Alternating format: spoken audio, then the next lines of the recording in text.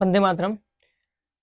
आज हमने इसके पहले हम राष्ट्रीय आय की धारा को लेकर चल रहे हैं और राष्ट्रीय आय में देखिए बहुत बृहद सब्जेक्ट है। राष्ट्रीय आय के बारे में अगर आप देखें तो एक पूरी होल एक सबसे बहुत बड़ा इमेज प्रेजेंट करता है। किसी भी देश के लिए एक सबसे क्रूशियल चीज, एक बैकबोन कहा जाता है राष्ट्रीय आय। उसी पे सारी चीजें टिकी हुई हैं। हर एक गवर्नमेंट का उद्देश्य है कि उसको बढ़ाए। हमने बता दिया है कि किस प्रकार से परसेंटेज शेयर लेते हैं, क्यों लेते हैं। तो आज हम इसको थोड़ा सा और एक्सटेंड करते हुए, बातों को और आगे लेके चलते हुए हम देखेंगे कि सेक्टोरल कंपोजिशन किस प्रकार से योगदान है, क्षेत्रों का योगदान हमने जिस प्रकार से दिया है ना, परसेंटेज सेक्टोरल, जो परसेंटेज हमने बताया कि primary sector, secondary sector, tertiary sector, इसके पहले सेक्टोरल देखिए। तो उसी को हम एक बार फिर आपको एनालाइज करके दिखाते हैं कि किस प्रकार से योगदान को देखा जाता है कि प्राइमरी सेक्टर का कितना योगदान है राष्ट्रीय आय में, सेकेंडरी का कितना योगदान है राष्ट्रीय आय में, टर्शरी का कितना योगदान है राष्ट्रीय आय में। उस हिसाब से सबसे पहले हम देखते हैं, देखिए सेक्टोरल कंपोजिशन,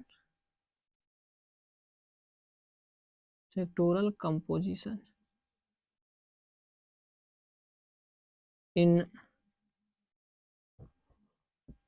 नेशनल इनकम। तीन प्रकार के क्षेत्र सुविधा के अनुसार इसको बांटा गया है। तीन प्रकार के क्षेत्र, सबसे पहला प्राइमरी सेक्टर, सेकेंडरी सेक्टर और tertiary. Primary sector, secondary sector और tertiary sector, sectoral composition in राष्ट्रीय आय में हम इसको देखते हैं।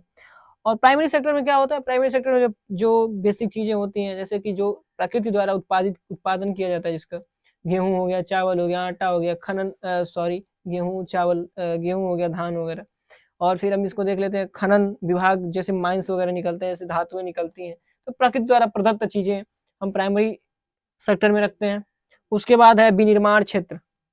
विनिर्माण मतलब देखिए नाम ही विनिर्माण है, इसका अर्थ होता है कि जो प्राइमरी सेक्टर से जो चीजें प्राप्त हुई हैं उसको उपयोग योग्य बनाना। जैसे मान लीजिए गेहूं प्राप्त हुआ है, तो इसको उपयोग योग्य कब बनेगा, कब उसका उपभोग करेंगे, जब आटा हो जाए, बिस्किट हो जाए।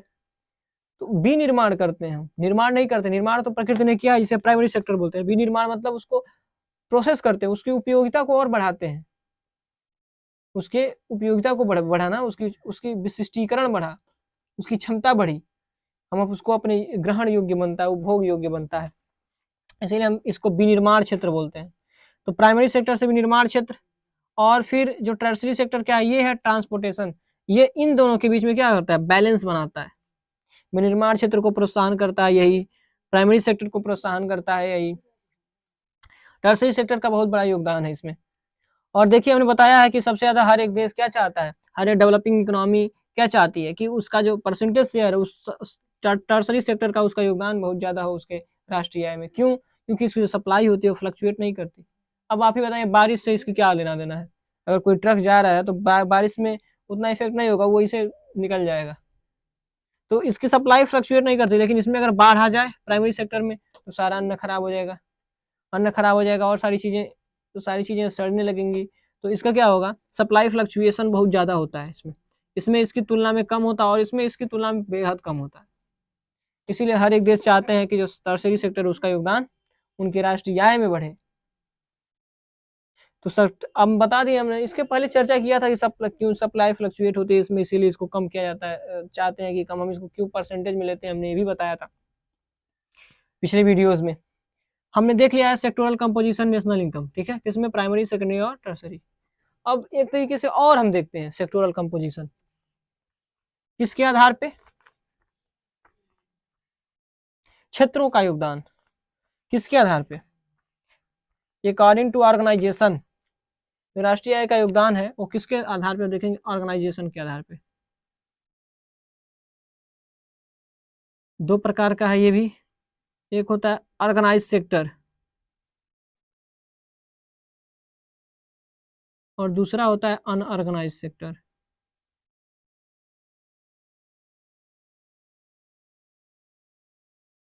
ऑर्गेनाइज सेक्टर मतलब संगठित क्षेत्र, इसे असंगठित क्षेत्र बोलते हैं।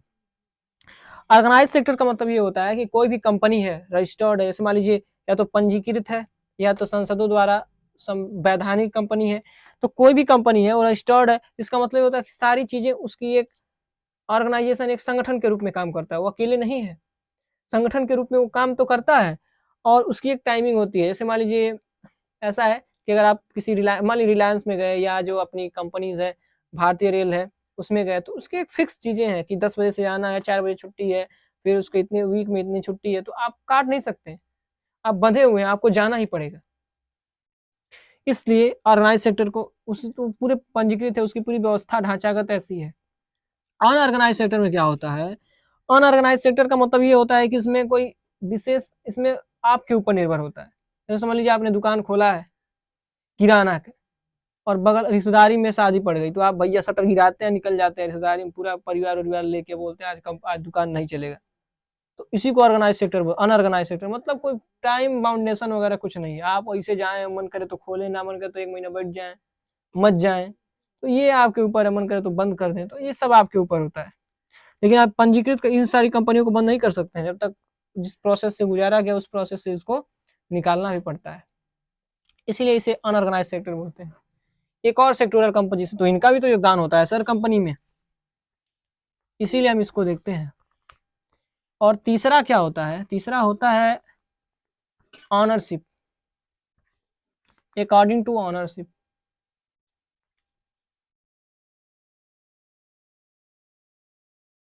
ऑनरशिप के आधार पे होता है private, public and triple P, PPP model इसे बोलते हैं। तो प्राइवेट कंपनियां का योगदान राष्ट्रीय आय में, वैसी कंपनियां जो निजी स्वामित्व की होती हैं, जैसे एकल कंपनियां, साझेदारी कंपनियां, ये सारी चीजें होती हैं। साझेदारी मतलब जो 2-3 लोग, मतलब अधिकतर दो, कम से कम 2 होते हैं, और फिर अधिकतर 2 या 10 होते हैं, ऐसी कंपनियां होती हैं। तो प्राइवेट कंपनियों में क्या होती हैं कि इसका जो है वो अपने हिसाब से रेगुलेट किया जाता है। जैसे मान लीजिए आपने कोई कंपनी खोला 10 करोड़ का, 20 करोड़ का, आप उसको चला रहे हैं, तो आप अधिकतर एडमिनिस्ट्रेशन वगैरह इत्यादि जो संभालते हैं, अधिकतर आप अपने हिसाब से संभालते हैं, उतना इंटरफियर नहीं होता है गवर्नमेंट का। तो इस सारी कंपनियों को टैक्स देती है ना, टैक्स देती है, पैसा देती है, तो इसका योगदान है राष्ट्रीय आय में, इससे राष्ट्रीय आय बढ़ता है, इसीलिए हम इसको भी देखते हैं। दूसरा है पब्लिक कंपनियां वो होती हैं जो सरकारी क्षेत्र की होती हैं, जैसे रेल वगैरह हो गया, HAL हो गया, NTP क्या हो गया वो, HAL हो गया, HAL हिंदुस्तान एरोनॉटिक लिमिटेड वगैरह, तो ये सब क्या है, ये सरकारी कंपनियां, इंडियन रेल हो गया, ये सब सरकारी कंपनियां, इसमें इसका भी तो योगदान होता है, जो पैसा आता है वो क्या होता है, राष्ट्रीय आय को बढ़ाता है, इसके लिए हम इसको लेते हैं। और ये अधिकतर वेलफेयर के लिए काम करती है, आप लोग जो जानते हैं, कल्याण के लिए काम करते हैं, इससे लोगों का कल्याण हो। ट्रिपल पी कंपनियां क्या होती है, जब पब्लिक प्लस प्राइवेट दोनों मिलकर काम करें, जिसे हम पब्लिक प्राइवेट और पार्टनरशिप बोलते हैं। तो इस क्षेत्र को, कंपनियों को हम क्या बोलते हैं, ट्रिपल पी। इसकी जरूरत क्यों पड़ी, देखिए N=I, हमने पहले ही आपको फार्मूला दिया है, तो ट्रिपल पी की जरूरत क्यों पड़ी। देखिए देश का विकास करना है, क्योंकि सरकार ने लोगों ने चुना है प्रतिनिधि को, तो देश का विकास करना, तो कैसे होगा, सरकार तो करेगी, लेकिन बाद में क्या हुआ कि जो सरकार काम कर रही थी, तो उसके पास पैसा नहीं था, राजकोषीय घाटा बढ़ते जा रहा था, सरकार घाटे में आ गई थी, उसके पास पैसा नहीं था, तो अब इसकी औकात नहीं थी कि फिर काम करे और फिर अब मान लीजिए देश का जनता का कल्याण करे, तो इसने प्राइवेट को भी अलाउ किया कि भैया आप ही आए, ताकि जब ये आएंगे तो टैक्स देंगे, जिससे राष्ट्रीय आय बढ़ेगी, क्योंकि सरकार तो घाटे में है। और फिर क्या हुआ कि सरकार ने इसके साथ समझौता किया और फिर ट्रिपल पी लेके आई, अर्थात सरकार के पास पैसा नहीं लेकिन सड़क बनवाना है, सरकार के पास पैसा नहीं है लेकिन शुद्ध पेयजल योजना चलाना है ताकि लोगों का कल्याण हो, सरकार के पास पैसा नहीं है लेकिन ट्रांसपोर्टेशन को बेहतर करना है, सरकार के पास पैसा नहीं है लेकिन उड्डयन क्षेत्र को, विमानी क्षेत्र को बढ़ावा देना है, तो क्या करेगी सरकार ने इसके साथ पार्टनरशिप किया, दोनों की एक ही, भैया हम दोनों एक साथ मिलकर, दोनों भाई एक साथ मिलकर काम करेंगे, तो ये दोनों क्या करेंगे, मिलकर काम करने लगे, जिसे हम ट्रिपल पी मॉडल बोलते हैं। इसकी आवश्यकता क्यों पड़ी, क्योंकि सरकार के पास उतना पैसा नहीं था विकास के क्षेत्र में, क्योंकि डेवलपिंग इकोनॉमी में ऐसा होता है कि सरकार तो काम कर रही है, डेफिसिट का जो बजट बनता है, और डेफिसिट बजट में आप जानते हैं कि राजकोषीय घाटा को देखा जाता है, सभी घाटों को देखा जाता है, तो राजकोषीय घाटा अगर जितना अधिक होगा तो उसकी देयता उतना अधिक होगी, ब्याज भी देना होगा हर साल। तो जो राष्ट्रीय जो बजट बनेगा उसमें अधिकतर पैसा उसमें निकल जाएगा, देयता में निकल जाएगा, लाइबिलिटी में निकल जाएगा, तो इस विकास के लिए पैसा नहीं बचेगा। इसीलिए ट्रिपल पी मॉडल को अपनाया गया है। आप लोग कनेक्ट करिए इसको कि कोई भी चीज अगर प्राइवेट आई तो क्यों, पब्लिक आई तो क्यों, ट्रिपल पी आई तो क्यों। हालांकि भारत में तो फोर्सफुली इसकी एंट्री की गई एलपीजी के माध्यम से, मजबूरी भी थी, पैसा नहीं था। हमने सेक्टोरल कंपोजिशन हमने पूरी तरीके से देखा है तीनों माध्यम में। अब हम देखेंगे कि अभी तक तो हमने देखा है कि सेक्टोरल कंपोजिशन कैसे होता है, हम देखेंगे कि गणना कैसे करें, इसको कैसे पता लगे कि राष्ट्रीय आय बढ़ रही है, घट रही है, राष्ट्रीय आय में योगदान किसी भी चीज का बढ़ रहा है, प्राइमरी सेक्टर का बढ़ रहा है, किस प्रकार से बढ़ रहा है, कैसे जानेंगे कि हमारी राष्ट्रीय आय बढ़ गई, लोगों को कैसे पता चलेगा कि हमारा जो प्रतिनिधि है वो बढ़िया से काम कर रहा है कि नहीं कर रहा है। तो उसके लिए हम राष्ट्रीय आय की गणना करनी पड़ती है, ताकि सरकार को पता चले कि जो हम एक्शन ले रहे हैं उससे उसका पॉजिटिव इम्पैक्ट है या नेगेटिव इम्पैक्ट है। कोई भी महामारी आ रही है तो उससे हमारे कितना नुकसान हो रहा है, कोई भी चीज आ रही है तो उससे हमें बेनिफिट कितना हो रहा है। तो इसके लिए राष्ट्रीय आय की गणना करते हैं। राष्ट्रीय आय की गणना देखिए 3 प्रकार से हो सकती है। देखिए ऐसे आप बनाए, सबसे पहला है कंजम्पशन मेथड,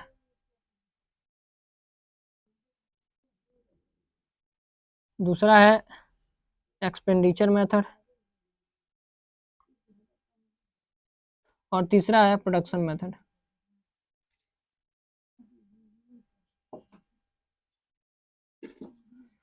तीन प्रकार का मेथड है, जिसमें से सबसे सक्सेसफुल माना जाता है वो प्रोडक्शन मेथड है, सबसे बेहतर माना जाता है। कंजम्पशन मेथड क्या है? उपभोग विधि। इसमें क्या होता है कि देश के जो भी मतलब लोग उपभोग कर रहे हैं, कितना बचत कर रहे हैं, उसके हिसाब से उस दोनों को जोड़ करके बताया जाता है कि भैया इतना उपभोग हुआ और इतना बचत हुआ। एक तरीके से इसका फ्लॉप है, इसका यूज ही नहीं होता है, क्योंकि ये तभी होगा जब कुछ लोग हों, कुछ सीमित परिवार हो, तभी इसका उपयोग हो सकता है। जहाँ की जनता बहुत कम हो वहां पे इसका उपयोग हो सकता है। अब हम देखते हैं एक्सपेंडिचर में व्यय विधि की, आपने कितना व्यय किया उसके हिसाब से इसमें दिया देखा जाता है। तो व्यय विधि भी भारत में जैसे जहाँ के कम आए, जहाँ के लोग डिजिटलाइज्ड होंगे, जहाँ के लोग बहुत ज्यादा जनसंख्या कम होगी, वहां पे आप एक्सपेंडिचर कितने लोगों ने व्यय किया, जहाँ हिसाब किताब हर एक आदमी का रखेंगे वहां पे तो होगा। लेकिन भारत जैसे देश में नहीं हो सकता, क्यों? क्योंकि यहाँ पे बहुत सारी जनसंख्या है, आप जोड़ नहीं सकते और सबका आप कलेक्ट नहीं कर सकते। मान लीजिए एक रिक्शा वाला का कैसे करेंगे, बहुत बड़े बड़े आदमी होंगे जो जिनके पास अधिक बैंक बैलेंस होगा, उनका तो नोटेशन होता है, पूरा जोड़ा जाता है सारी संपत्तियां। लेकिन जो छोटे लोग होंगे उनका नहीं जोड़ा जाता है, तो इसको कैसे इसको शामिल कर सकते हैं। इसीलिए सबसे बेहतर माना जाता है प्रोडक्शन मेथड, इसमें जीडीपी वगैरह आता है। प्रोडक्शन मेथड उत्पाद विधि, उत्पाद विधि में होता क्या है कि राष्ट्रीय आय की अवधारणा में उत्पाद विधि सबसे फेमस फार्मूलाज है, ये सबसे बेहतर माना जाता है। इन सारे नियमों की तुलना में, इन सारी गणनाओं की तुलना में राष्ट्रीय आय को मापन के लिए प्रोडक्शन मेथड सबसे इंपॉर्टेंट, सबसे बेहतर माना जाता है। प्रोडक्शन मेथड में होता क्या है,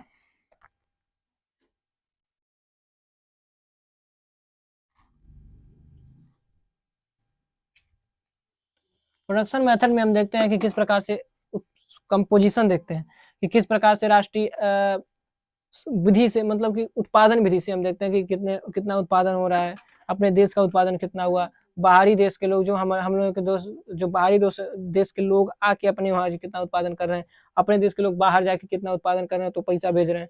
इन सारी चीजों को हम प्रोडक्शन मेथड में करते हैं। इसमें हम राष्ट्रीय आय की गणना इसके माध्यम से करते हैं, और इसी में जीडीपी, एनडीपी, एनएनपी, एनएनपी, ये सारी चीजें आती हैं। इसके बारे में हम कल देखेंगे, राष्ट्रीय आय की गणना के बारे में, जीडीपी वगैरह के बारे में।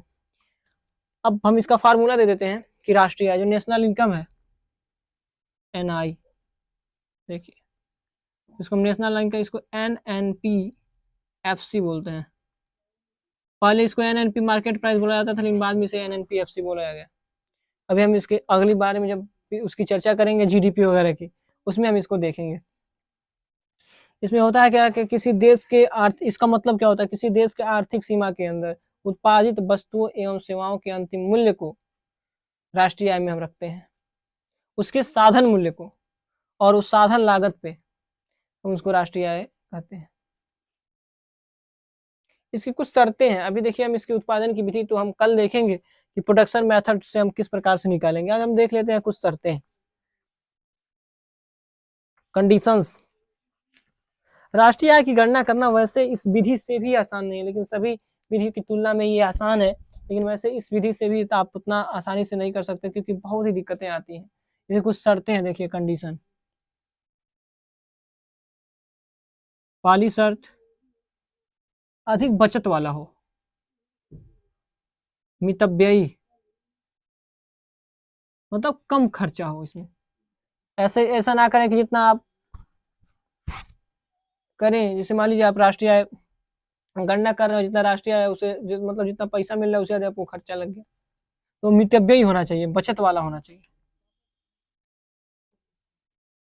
और कई शर्तें हैं इसकी, बचत होना चाहिए, सुगम होना चाहिए, बहुत ही डिफिकल्ट नहीं होना चाहिए इसकी गणना। राष्ट्रीय आय की गणना क्या होनी चाहिए, डिफिकल्ट नहीं होना चाहिए। एक सीमित, देखिए भारत में हम देखते हैं 1 फाइनेंशियल ईयर लेते हैं,